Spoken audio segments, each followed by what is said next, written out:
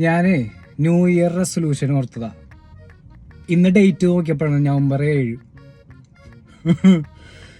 ഒരു കൊല്ലം കഴിഞ്ഞടേ.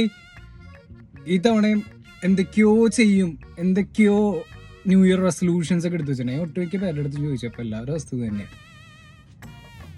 ഇങ്ങനെ കാണിച്ചേ. എന്തുണ്ടായേ? കഴിഞ്ഞ് 25 കഴിഞ്ഞ്, വർഷം കഴിഞ്ഞ്.